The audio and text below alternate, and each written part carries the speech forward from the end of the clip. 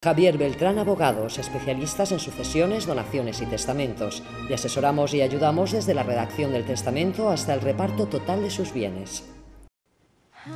Buenas noches, bienvenidos un miércoles más a En Terapia. Hoy vamos a hablar sobre un tema que nos preocupa mucho, sobre todo a padres y madres, pero que afecta directamente a la sociedad. Hablamos de fracaso escolar. Vamos a tratar de entender exactamente qué es, cuáles son sus posibles causas y sobre todo qué podemos hacer, llegado el caso, para ayudar a nuestros hijos. Todo esto será aquí y ahora en Terapia, en este espacio para la psicología.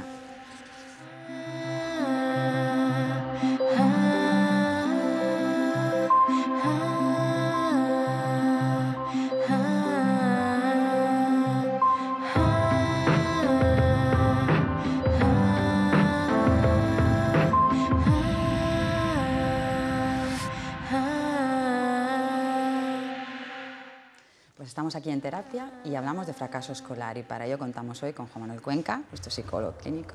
Bienvenido otro miércoles aquí. Gracias. Y con Juan Carlos Sánchez, pedagogo y director del Centro Psicopedagógico Filos en Alicante. Bienvenido. Buenas noches. Pues te voy a preguntar directamente a ti, si te parece, Claro. Como hemos dicho que vamos a tratar de aclarar qué es esto de fracaso escolar, ¿vale? Pues que nos digas un poquito las nociones. Bueno, pues debemos entender fracaso escolar como la no consecución del ciclo formativo en grado en secundaria, o sea, el no alcanzar la escolaridad obligatoria de los alumnos. Pero además de eso, vamos a tener ciertos indicadores en todo el periodo de escolaridad del alumno, desde infantil, primaria y secundaria. Y ellos, evidentemente, se van a centrar más pues, en la repetición de cursos o en la no consecución de los objetivos mínimos que se proponen para cada etapa. Y bueno, pues como podemos hacer ver mayormente lo que es una dificultad o el fracaso escolar, verlo en números, pues podríamos decir que un 39% de la población no llega a alcanzar la educación secundaria obligatoria, no llega a conseguir el título de educación secundaria obligatoria. Estamos hablando en España, que En eso España. son unas cifras muy altas. Unas ¿no? cifras muy altas, sí, y por eso es algo que nos preocupa y nos debe ocupar a todos. Y se están buscando medidas para resolver esta situación, como pueden ser la diversificación escolar o los PCPIs, que son medidas que están intentando paliar o resolver estos datos que son tan alarmantes, claro. Para ayudar a que de alguna manera tengan algún A que tipo los alumnos puedan conseguir el ciclo formativo, la educación secundaria obligatoria, que es un título obligatorio en la escolaridad, y para que no salgan de lo que es la educación, el trayecto educativo y puedan continuar con otras especialidades como los ciclos formativos o continuar con el bachillerato, pero que no se queden, que es el problema del fracaso escolar, que salen sin una formación, sin unos estudios y, como bien decías, pues va a acarrear problemas tanto para el adolescente como para la familia y, por supuesto, para toda la sociedad, el no tener profesionales cualificados. Claro. Claro. Juan Manuel, ¿quieres añadir alguna cosita más? Un poco más, porque ha sido la introducción que ha hecho ha sido muy buena, muy interesante. Bastante clara. Entonces, hablamos de diferentes causas. Es un origen multicausal, hay una sola cosa que influye muchos factores. Pues claro, evidentemente es multicausal. No podemos, aunque cada uno de los actores de esta situación no van a ver el problema en sí mismos, ¿no? La escuela habla de que la culpa del fracaso escolar es de la familia y del alumno, o el alumno que es de la escuela, o la escuela que es del alumno, y siempre intentamos echar balones fuera en esta situación, ¿no? Pero por supuesto sí que yo creo que es multicausal, multifactorial, influye el sistema educativo que tenemos, influye la forma de entender la educación de las familias y por supuesto influyen los factores personales de los alumnos. A nivel personal, pues eso, bueno. No, hablamos de que influye la familia, la persona afectada, el alumno en este caso, propiamente dicho, y luego el sistema educativo. Luego te voy a hacer una pregunta con respecto al tema del sistema educativo en la segunda parte. ¿Y entonces de qué estaríamos hablando? ¿De trastornos de desarrollo? ¿Ahí, por ejemplo, entraría ese tipo de...? Sí, claro. Por ejemplo, si nos centramos en el alumno, pues debemos de entender cuáles son sus características y sus cualidades personales, ¿no? Y cognitivas. y dependiendo de esos factores, pues va a tener unas dificultades o otras. Y por supuesto hay que entender que hay que dar un apoyo, un servicio al niño para resolver esas carencias o esas limitaciones que tiene. Y es muy importante pues, trabajar de forma multidisciplinar en estos sentidos. Por ejemplo, muchas de las dificultades que aparecen en la primera etapa, que es la etapa de educación infantil, van a venir asociadas por la parte del lenguaje, por la parte de la comunicación, dislalias, retrasos en el lenguaje. Entonces, aquí va a aparecer la imagen o la labor del logopeda para ayudar al niño a no entrar en una dinámica de fracaso académico y poder funcionar de manera adecuada. En la etapa de primaria pues aparecen otros trastornos que van a ser muy importantes, como el síndrome de Asperger o el déficit de atención por hiperactividad, que son los dos síndromes que ahora se les está dando una mayor atención, una mayor relevancia. El déficit de atención con o sin hiperactividad pues también va a ser muy importante. Hiperdiagnosticado, que claro, eso daría también para... Claro, por eso es muy importante hacer un buen diagnóstico, conocer bien al niño. Exacto. Y saber pues, si es por un problema de inmadurez, si es por un problema de falta de hábito de trabajo o realmente hay un déficit de atención con hiperactividad. Y es muy importante la labor del psicólogo en esta faceta o con estos niños. Y por supuesto, pues, en el síndrome de Asperger, la dificultad para comprender, para socializar, pues también va a ser un hándicap a la hora de proyectar o de avanzar en sus estudios. Entonces es muy importante la función de cada uno del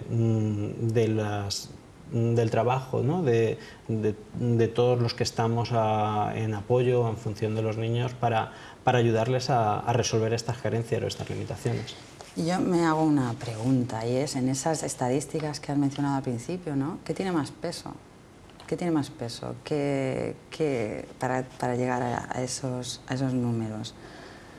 La familia, lo que trae ya el niño consigo, el sistema educativo, que hablamos de que hay muchos cambios y demás, de ¿qué es lo que más peso tiene? Yo creo que el niño, y como se puede ver en otros sistemas educativos o en otros países, puede avanzar académicamente y de hecho nosotros tenemos experiencias con chavales con inteligencia límite o con déficit de atención y hiperactividad que están en la universidad estudiando, entonces se puede conseguir. Y es muy importante pues, la labor de la familia y del sistema educativo. Yo creo que nuestro sistema educativo, el sistema educativo español, pues, tiene ciertas rigideces, tiene ciertas dificultades, pero por supuesto que la familia, si es capaz de gestionar, de solventar, de estar en comunicación, en coordinación con el sistema, con el profesor, con el tutor, con el departamento de orientación, si hacen una buena labor de acompañamiento y de revisión del niño en el trabajo diario, se puede conseguir. Entonces, yo quitaría inicialmente importancia a las dificultades del niño. Se puede conseguir aunque tenga ciertas dificultades. Siempre hay que conocer al niño, conocer sus características y bueno, va a haber situaciones en las que sea muy difícil, pero con voluntad, con trabajo y con colaboración se pueden conseguir éxito. Eso que acabas de decir me parece estupendo porque nos da de alguna manera el control sobre que se pueden hacer cosas realmente contando con buenos profesionales. Vamos a dar paso a un reportaje de unos minutitos y enseguida regresamos.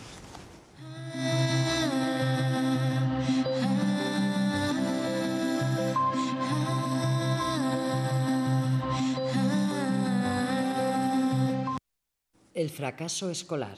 En la actualidad, el fracaso escolar está considerado como un problema de primer orden. Según los datos recogidos por la UNESCO en la edición 2012 del estudio anual Educación para Todos, publicado este mes de octubre, España es el primer país de Europa en términos de fracaso escolar y de mala inserción laboral de sus jóvenes. Según este informe, 1 de cada 3 jóvenes españoles de entre 15 y 24 años dejaron sus estudios antes de acabar la enseñanza secundaria, frente a la media europea que habla de 1 de cada 5, de acuerdo con este estudio, que recoge el progreso de los objetivos educativos fijados en Dakar en el 2010 y cuya fecha tope de cumplimiento es el 2015. Estas cifras son más preocupantes, si cabe, teniendo en cuenta que nuestro país es uno de los más duramente golpeados por la crisis y cuyo paro juvenil superó el 50% en marzo de este año. Según este estudio, la falta de competencias profesionales de los jóvenes europeos les aboca a desaprovechar su potencial, les hace perder oportunidades de empleo y les impide ayudar a sus respectivos países a volver a la prosperidad, resultando más importante que nunca dotarles de herramientas. Las oportunidades sociales de las personas dependen cada vez más de su cualificación, de su capital humano, de su capacidad de obtener, manejar e interpretar la información, así como de emplear y adquirir el conocimiento. ¿Pero qué entendemos por fracaso? El fracaso escolar es un término que aún necesita ser definido con mayor propiedad y más extensamente. En principio, se plantea como un bajo rendimiento de un alumno en relación a las expectativas que la institución educativa tiene de él, partiendo de una serie de parámetros como su edad, su historial escolar, su ubicación en la red escolar y las pautas de calificación de la escuela en la que se integra. En la forma más radical y extrema hablaríamos del abandono o la imposibilidad de finalizar la educación obligatoria. Hay diferentes tipos de fracaso escolar. Primario, cuando aparecen problemas de rendimiento en los primeros años de la vida escolar del niño. Suelen estar asociados a dificultades madurativas que pueden solucionarse espontáneamente o ser la base de un fracaso escolar permanente. Secundario. Se produce cuando después de unos años de escolarización muy buena aparecen problemas, generalmente debido a cambios en el niño como la adolescencia o algún hecho puntual en su vida que interfiere momentáneamente. Circunstancial. El fracaso es transitorio y aislado. Es, por tanto, algo cuyas causas deben averiguar para poder poner el remedio adecuado. Y, por último, el habitual, donde los suspensos constituyen la tónica habitual del niño desde el comienzo de la escolaridad. Pero la expresión fracaso escolar parece llevar la responsabilidad sobre el logro educativo hacia los estudiantes, no teniendo en cuenta que el éxito escolar es un proceso en el que intervienen muchos factores además del alumno, como son los profesores, la gestión de los centros educativos, las políticas educativas y las familias. Independientemente de las políticas educativas y recursos públicos que existan, ¿cómo podemos los padres ayudar a nuestros hijos a desarrollar esas capacidades y competencias tan necesarias para obtener luego éxito personal y profesional? Esta pregunta la resolveremos un poquito más adelante. Ahora, de momento, vamos a seguir. Y yo quería saber qué consecuencias puede tener el fracaso escolar. Y aquí hablaríamos de qué consecuencias puede tener para el alumno, para la familia y, como no, como decíamos también al principio, para la sociedad. Así que, Juan Manuel, si quieres aportarnos aquí. Pues bueno, el fracaso escolar termina siendo un fracaso personal. Esa es la lástima. Es decir, además él antes lo ha apuntado muy bien. Cuando hemos hablado que en realidad el fracaso escolar se dice cuando el niño no termina la secundaria, con 16 años o 17 o 18, si ha repetido a lo largo de toda su etapa escolar, su vida escolar no universitaria. Pero en realidad el fracaso escolar comienza antes, cuando ese niño con esa dislalia que no sabe pronunciar bien o que no sabe estructurar bien el lenguaje, porque no consiste solo en no pronunciar bien, sino en no estructurar bien el lenguaje, cuando ese niño no entiende los conceptos a la primera, que le cuesta 2, 3 y hasta 4 explicaciones para que entienda un concepto, a ese niño que se le empieza un poco a apartar, que empieza a cansar, que empieza a molestar incluso en clase, que los padres se irritan con él, ese niño empieza a tener una sensación de fracaso, una sensación de que no vale, una sensación de que no sirve para este medio. Y se va agudizando, además, tú que lo habrás visto desde pequeños, niños desde pequeños, cómo se va agudizando a lo largo de toda su etapa escolar. Y entonces encontramos niños problemáticos en clase, niños nerviosos, niños que son payasetes en clase, niños que molestan en clases, niños que encima los profesores se irritan con ellos mucho más y no se están dando cuenta de que son niños que es que no están comprendiendo bien, que es que necesitan ese apoyo extra porque no comprende bien el proceso. Incluso porque estructuralmente, a nivel de su inteligencia, están preparados para entender la enseñanza desde otro punto de vista. Al no comprenderles, porque el sistema, como dijo él, como dijo muy bien Juan Carlos, español, es muy rígido, empiezan a sentirse, a tener baja autoestima, empiezan ellos a sentirse fracasados. Y la única manera que tiene un niño de sentirse fracasado es pues, mostrando tensión, mostrando nervios, no queriendo ir al cole, no queriendo levantarse por la mañana. Teniendo retrocesos en algunas conductas todo ese tipo de cosas, ¿no? Pero cuando hablamos de esa rigidez, sí que es cierto que hablan de programas de adaptación. ¿Esto qué pasa? ¿Que al final no sirve? ¿Que no es real? Dentro de los mismos cursos. Lo que es el sistema educativo. Sí, en el sistema educativo.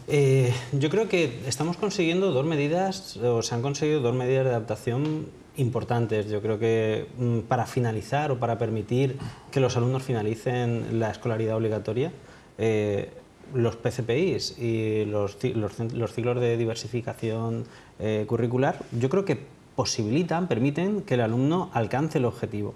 Y por supuesto, y antes de llegar ahí, que es como última medida y medida excepcional para terminar, yo creo que antes pues tenemos las adaptaciones curriculares, no significativas y significativas, tenemos los refuerzos, los apoyos, los PTs, que van a permitir o a posibilitar que el alumno tenga esa flexibilidad de la que no estábamos hablando anteriormente en el sistema educativo. Se está intentando dotar o permitir una mayor flexibilidad, pero como comentábamos antes, es muy difícil que se hagan bien estas medidas de adaptación o hay que formar todavía al profesorado en lo que es una adaptación significativa, en lo que son medidas de apoyo, de acompañamiento en el alumno, y no solo el sistema educativo, la familia también tiene una labor de asistir, de colaborar con el profesor, de conseguir que el alumno vaya consiguiendo los objetivos mínimos para que, como bien comentaba Juan Manuel, o sea, no haya desmotivación, no haya una autoestima baja, que el alumno vea que puede ir avanzando y poquito a poco consiga sus resultados, por supuesto. Porque además todo eso luego derivan otras cosas. Bueno, pues nos vamos unos minutitos a publicidad y regresamos enseguida.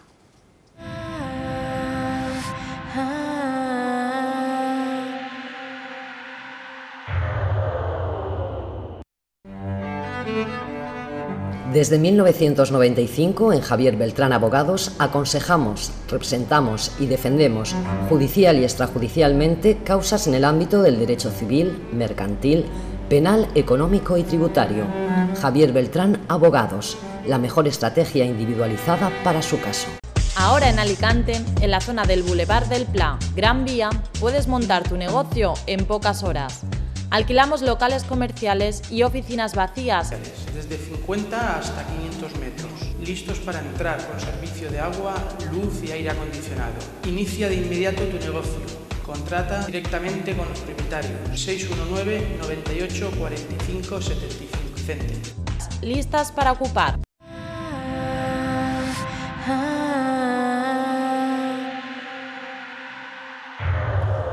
Después de estos minutos de publicidad, seguimos aquí en Terapia. Hoy hablamos de fracaso escolar. Seguimos con Juan Manuel Cuenca, con nuestro psicólogo, y con Juan Carlos Sánchez, director de Centrofilos aquí en Alicante. Estamos hablando de que el fracaso escolar tiene muchos factores, ¿vale?, que influyen en muchas cosas. Lo último que hemos mencionado es el sistema educativo, cómo influye. Pero realmente lo que nos interesa también es destacar los profesionales de la salud, los psicólogos, los pedagogos. O sea, aquí algo tenemos que decir, algo podemos hacer.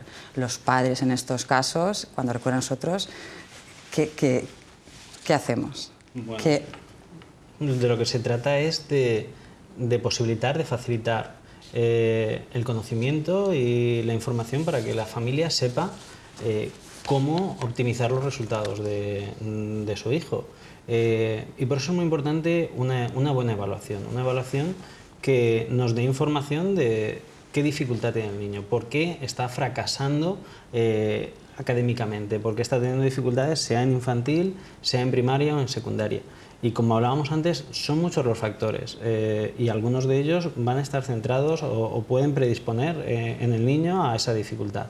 Bien sea, como comentaba Juan Manuel, la parte del lenguaje, o bien la parte de la comprensión, o la parte de la atención, o de la memoria, o del razonamiento lógico, matemático, o la comprensión lectora, o el tiempo de dedicación, o el carácter. ¿Y cómo se hace esto? Cuando, por ejemplo, yo voy con mi hija que detecto que en el colegio me han dicho que no va bien y demás, ¿cuál es el procedimiento? Llego, esa evaluación, ¿quién la realiza? ¿Qué profesionales intervienen? Bueno, pues yo creo que es muy importante no un profesional, sino un equipo de profesionales. O sea, el saber en cada momento, cada faceta o cada apartado o en cada etapa evolutiva del niño, dónde puede estar la dificultad. Por ejemplo, pues como decíamos anteriormente, pues en infantil gran parte de la dificultad va a venir por parte del lenguaje o de la comprensión, ¿no?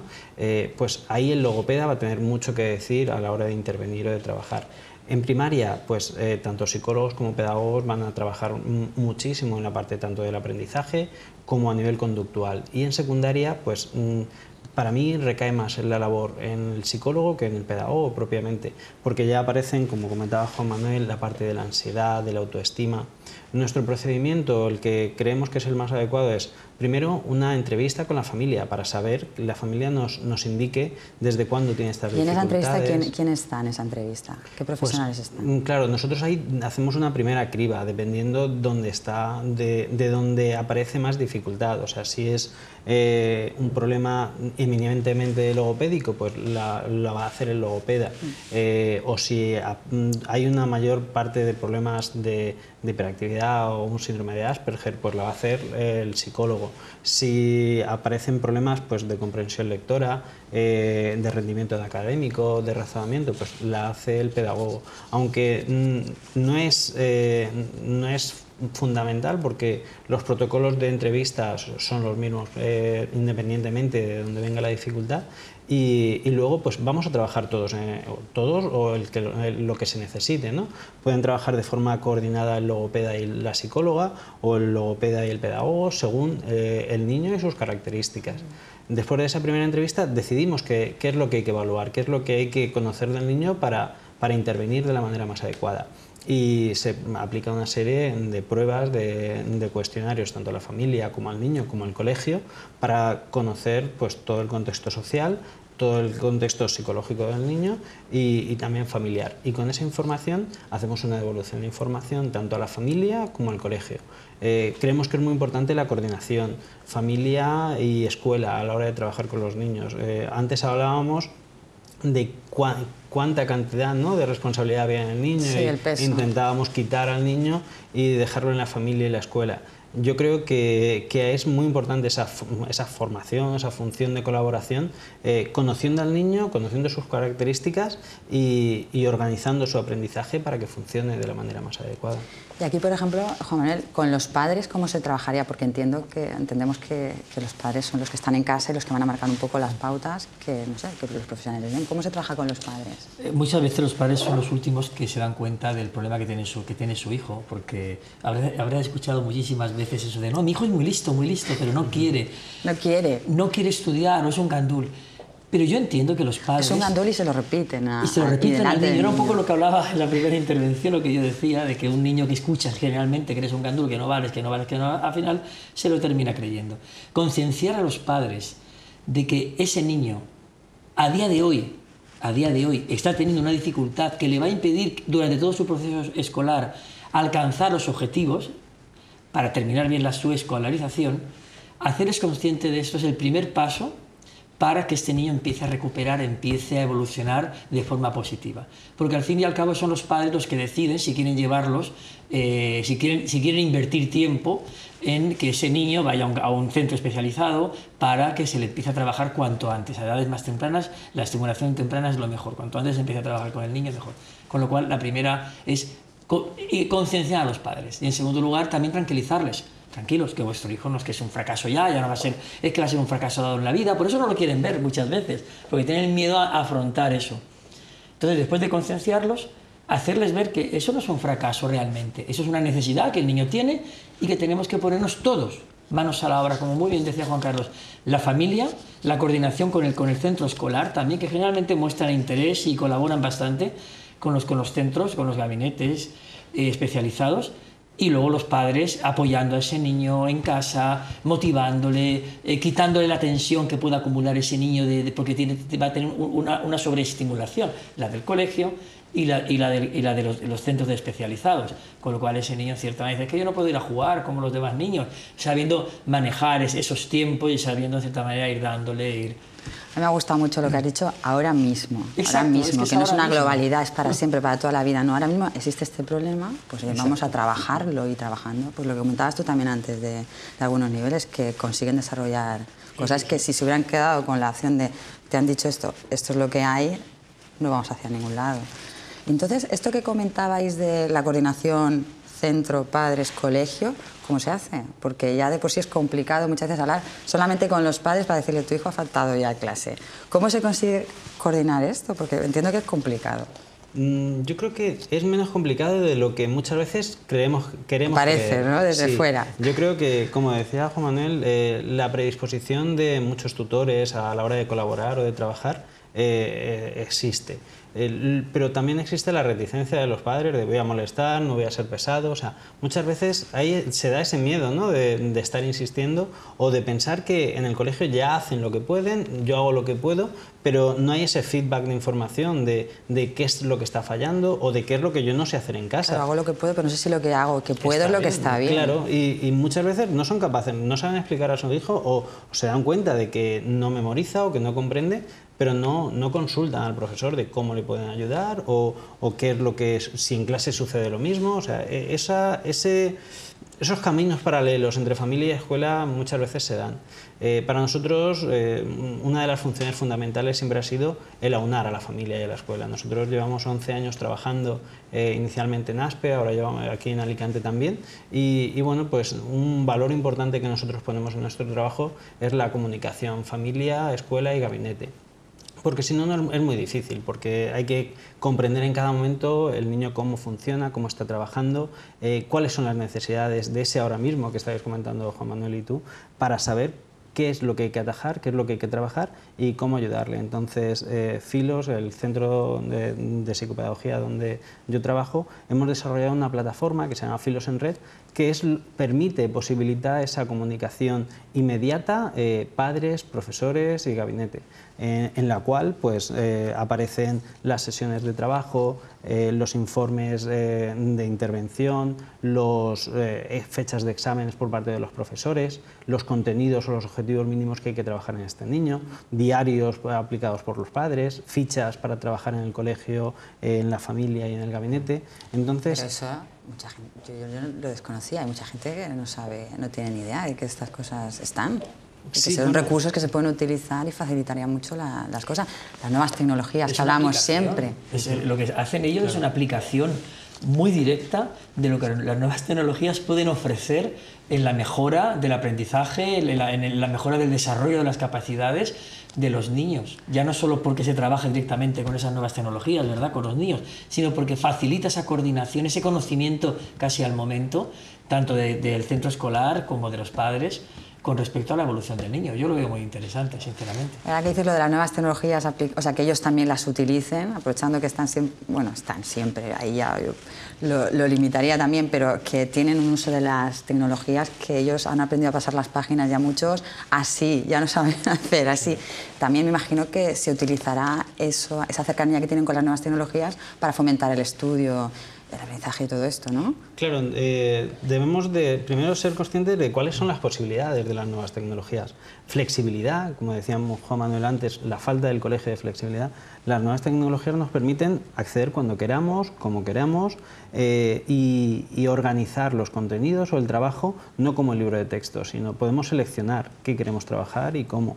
Además, el componente lúdico, o sea, Claro. no atrae lo mismo un libro de texto que una pantalla dinámica con juegos y de forma interactiva. Aprender Sobre jugando. todo algunos Claro, libros de Y más que son texto. niños de esta época, Que son han niños de nacido la con Game las Boy, tecnologías. de todo ese tipo de la Play, de todo ese tipo Claro, de ahí el cosas. factor motivación. Claro, es lo los que... enganchan y los tienen dando el máximo de sus posibilidades en ese tiempo de intervención. Entonces, Ahí lo que hay que hacer entonces es enseñar a los padres, ¿no? bueno, sí, ese es el primer paso. Y en muchos casos son los Utilizar niños a los hijos informan, para los que- que enseñan a los padres, por supuesto, claro. Pero básicamente es aplicar un foco de interés que ya tiene el niño, que es la nueva tecnología, que es la pantalla, que es el juego, para enseñarle. Es decir, el problema también muchas veces de los colegios es eso, que al niño no le interesa que le estén explicando en una pizarra nada, porque tiene ya muchos estímulos a su alrededor que le interesan mucho más. Nosotros, cuando éramos pequeños, no teníamos nada de estimulación, más allá de la primera, la segunda cadena y poco más, ¿no? Ahora, los niños actuales tienen excesiva estimulación alrededor de ellos, con lo cual el estudio es lo de menos. Ya no hablo con niños con problemas, sino cualquier tipo de niños. sí. Mucho más problemáticos son niños que encima tienen algún tipo de dificultad. Luego, utilizar un foco de interés ya natural de ellos, porque han nacido, han crecido con las maquinitas, han crecido con la imagen, han crecido con las pantallas. Utilizar ese medio para el aprendizaje es estar acertando realmente. Claro, y también cambia el estilo de aprendizaje. O sea, nosotros aprendíamos pues, de forma muy estructurada y ¿Sabes qué me parece a mí? sistemática. Que os voy a tener que llamar para que vengáis a otro programa porque se nos ha acabado el tiempo y os tenemos que despedir. Ha sido un placer teneros aquí, a los dos. Y bueno, volvemos a vernos pronto. Seguro que sí. Espero que hayan disfrutado, que hayamos aclarado algunas de las dudas que pudieran tener y si ustedes lo saben, nos vemos la semana que viene, el miércoles a las 10:30, aquí en Terapia, en este espacio para la psicología.